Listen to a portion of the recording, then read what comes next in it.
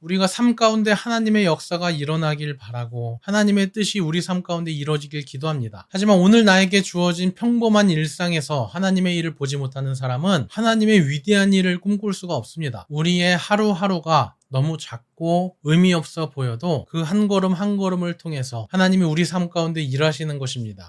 안녕하세요, 박성호입니다. 오늘은 출애굽기 말씀 묵상 네 번째 영상입니다. 출애굽기 1장 15절부터 마지막 절까지고요. 본문은 아래 고정 댓글에 달아놨고요. 제가 봉독하겠습니다. 애굽 왕이 히브리 산파 십브라라 하는 사람과 부하라 하는 사람에게 말하여 이르되, 너희는 히브리 여인을 위하여 해산을 도울 때에 그 자리를 살펴서 아들이거든 그를 죽이고 딸이거든 살려두라. 그러나 산파들이 하나님을 두려워하여 애굽 왕의 명령을 어기고 남자 아기들을 살린지라. 애굽 왕이 산파를 불러 그들에게 이르되, 너희가 어찌하여 이같이 남자 아기들을 살렸느냐? 산파가 바로에게 대답하되, 히브리 여인은 애굽 여인과 같지 아니하고 건장하여 산파가 그들에게 이르기 전에 해산하였더이다 하매, 하나님이 그 산파들에게 은혜를 베푸시니 그 백성은 번성하고 매우 강해지니라. 그 산파들은 하나님을 경외하였으므로 하나님이 그들의 집안을 흥왕하게 하신지라. 그러므로 바로가 그의 모든 백성에게 명령하여 이르되, 아들이 태어나거든 너희는 그를 나일강에 던지고 딸이거든 살려두라 하였더라. 오늘 본문을 보면 애굽이 이스라엘 민족을 견제하는 방법으로 아들의 출산을 막으려고 수를 씁니다. 산파에게 몰래 명령하기를 아들이 태어나면 죽여라 말하는데, 산파는 굉장히 난처한 상황에 처했죠. 남자들은 군대에서 비슷한 경험들을 해보잖아요. 상병 말봉의 고참과 전역을 한 달 앞둔 고참 사이에서 서로 반대되는 일을 시킬 때 누구의 말을 들을 거냐 하는 거죠. 사실 이 정도의 밸런스면 어느 쪽을 선택하든 욕을 먹습니다. 그런데 만약에 이게 병장과 상병이 아니라 병장과 중대장님 사이에서 시키는 일이 다르면 무조건 중대장님 말을 들어야 하죠. 오늘 본문에 등장하는 이 산파들도 굉장히 지혜로운 결정을 합니다. 여기서 우리가 주목해 볼 표현이 하나 있는데요. 17절에 보면 산파들이 하나님을 두려워하여 애굽 왕의 명령을 어겼다 말하는데요. 사실 갓 태어난 아기를 어떻게 죽여요? 원수의 아이라고 해도 갓 태어난 아이를 죽일 수가 없는데, 이 산파들이 아이들을 불쌍하게 여겨서 죽이지 않았다. 이 산파들이 마음이 약해져서 왕의 명령을 어겼다 말하지 않고 하나님을 두려워하여 죽이지 않았다 말합니다. 이 히브리 산파들은 어떤 이유로 하나님을 두려워했을까요? 어떤 마음으로 하나님을 두려워하게 됐을까? 잠시 생각을 해봤습니다. 제가 생각하기엔 아마도 이 산파들은 평소에 자기 맡은 일에 있어서 하나님을 의식하는 마음이 있지 않았을까 생각하는데요. 다시 말해서 이 산파들은 하나님 앞에 살아가는 직업윤리가 있었던 거예요. 사실 예수 믿는 우리의 직업윤리가 이와 같습니다. 교회의 직분뿐만 아니라 가정과 세상에서 맡은 본분은 하나님이 나에게 맡기셨다 믿는 거예요. 아담이 선악과를 먹기 전에도 에덴 동산을 관리하고 다스렸지만 선악과를 먹은 이후에 달라지는 게 있습니다. 하나님이 말씀하시기를, 땅은 너희에게 가시형번퀴를 내고 이제는 네가 땀을 흘리고 수고를 해야지만 땅의 소산을 얻을 것이라 말합니다. 우리 인간의 일생에 공부하기가 괴롭고 일하기가 싫은 이유가 여기에 있죠. 죄의 결과라는 말입니다. 예수님 믿고 난 후에 우리의 삶은 이 죄의 결과가 회복되는 방향으로 나아갑니다. 그래서 공부 안 하던 학생이 공부를 열심히 하는 게 하나님 뜻이에요. 직장에서 잔머리 굴리고 농땡이 부리던 사람이 예수님 믿고 그 직장에서 성실하게 일하는 것, 맡은 일에 최선을 다하는 게 하나님의 뜻입니다. 아마도 이 산파들은 단순히 입에 풀칠하기 위해 산파 일을 하는 것이 아니라 이 일이 하나님이 나에게 맡기신 일이라는 믿음이 있지 않았을까 하는 생각이 듭니다. 그래서 태어난 생명을 죽이는 건 단순히 인간에게 저지르는 범죄가 아니라 하나님 앞에 짓는 죄가 되는 거예요.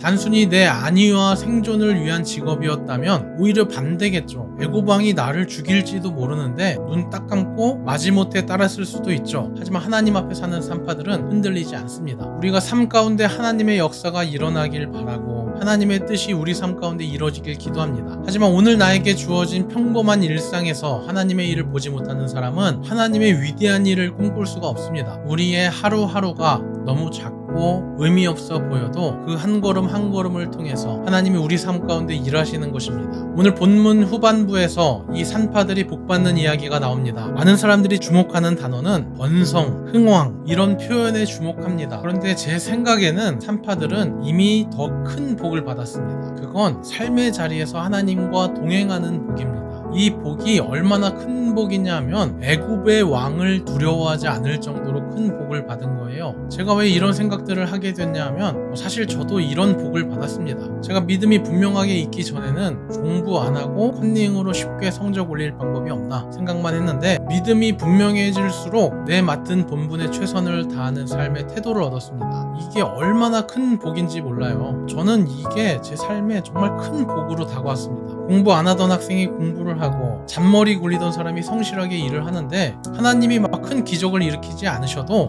제 삶에 큰 복이 따를 수밖에 없겠죠. 저는 그래서 기독교인은 코인 투자하면 안 된다 생각합니다. 너무 사행성으로 유행을 바라는 투자에 가깝지 않나 생각이 들기 때문에 우리의 직업윤리를 방해하는 요소가 된다 생각합니다. 주식 투자나 부동산도 도박성으로 하는 건 마찬가지죠. 제 삶가운데 믿음으로 얻은 이 복이 너무나 컸기 때문에 저는 오히려 어려운 상황에서도 코인 투자 같은 거 생각이 잘 들지 않더라고요. 자세한 스토리는 이후에 또 나누도록 하겠습니다. 네, 오늘도 함께 해주셔서 감사합니다, 여러분. 큐티 영상은 조회수가 정말 안 나오더라고요. 그런데 제가 이 채널 운영에 대해서 마음을 많이 내려놨습니다. 저도 이 산타와 같이 하나님 앞에 이 채널을 운영한다는 마음으로 나아가도록 하겠습니다. 시청해주셔서 너무 감사하고요. 그 마음 가운데 하나님이 더 큰 은혜 내리시길 기도하겠습니다. 다음 영상에서 만나요. 안녕.